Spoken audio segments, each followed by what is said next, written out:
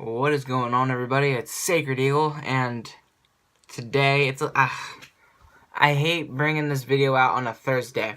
Normally I do it Fridays or Tuesdays, and I did it on the Thursday this week. It's whatever though, it's Eagles, Redskins at the Link, 3-game home stand until our bye week. This is beautiful, 5-1. We could just cruise on into our bye week with 3 wins. Hopefully that's how this will go, but hey, the NFL is unpredictable sometimes.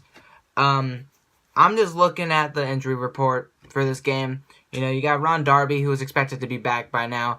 He's been limited, so we'll see how he goes. Nate Gary, who was a safety turned linebacker in our draft, got brought up from the practice squad due to Chris Maragos going on IR with his injury.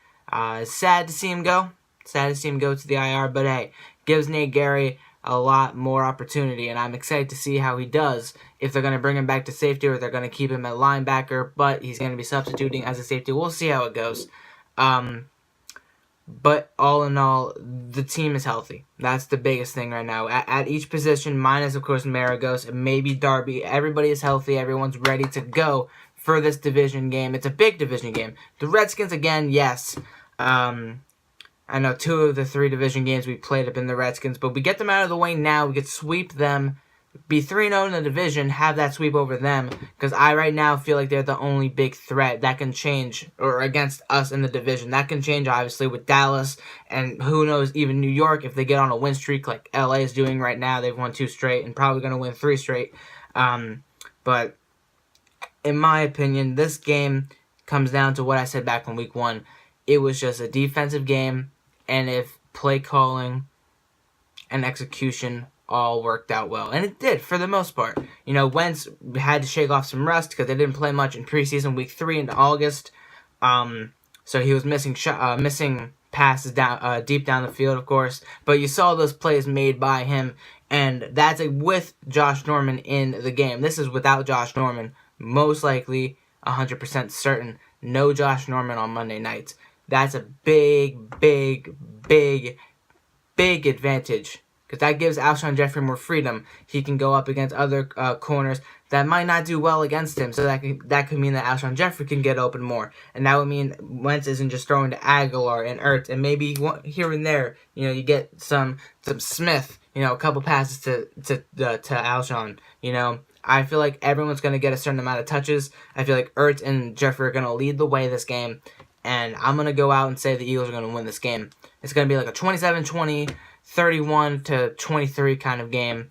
I expect this game to be close for the most part, but I feel like the Eagles are going to start to pull away, kind of like how they did with Carolina last week on Thursday night, where, we tied up the game going into halftime, we took the lead, and then we never let it go. I feel like it's going to be that kind of thing again. The only 2 times we've done that, and we've won, or 3 times rather, the Panthers game, the Redskins game early on in the year after we regained the lead back, and then the Chargers game. The Chargers never led or tied in that game. We were down against the Redskins and against the Panthers, and we ended up winning the game. But in the end, guys, I feel like with the way the Eagles have been playing, and especially with that 10-day bye, or a 10-day break that they got thanks to Thursday Night Football, I mean, it sucks we play on a short week, but in the end we get that long extra rest, especially going up against a division rival that's big.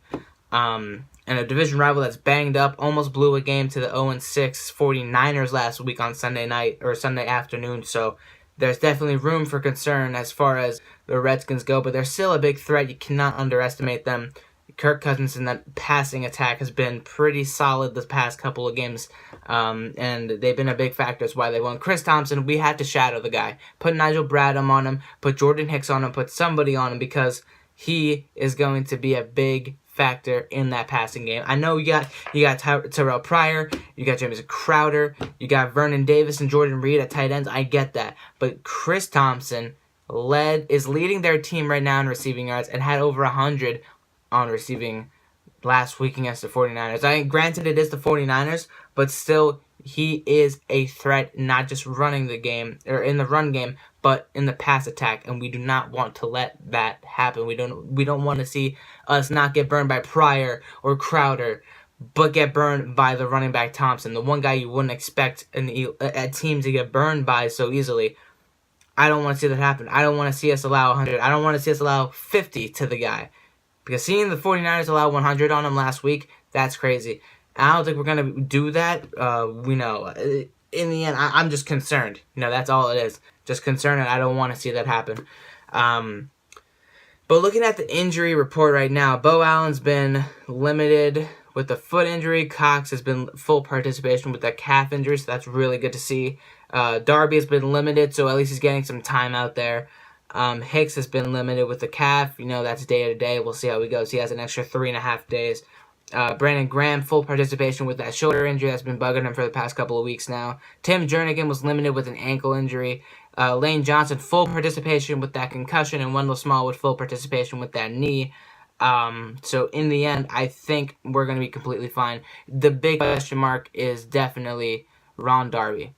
I'm curious to see if we're going to give him more rest or if we're actually going to bring him in against Washington to get some redemption, because he got hurt against Washington to start off the season. Now we're playing the Redskins again in a completely different scenario. If we win or lose, we're still in first place, but we would like to get that extra cushion. We like to get that 3-0 in the division. So stakes are high for this game.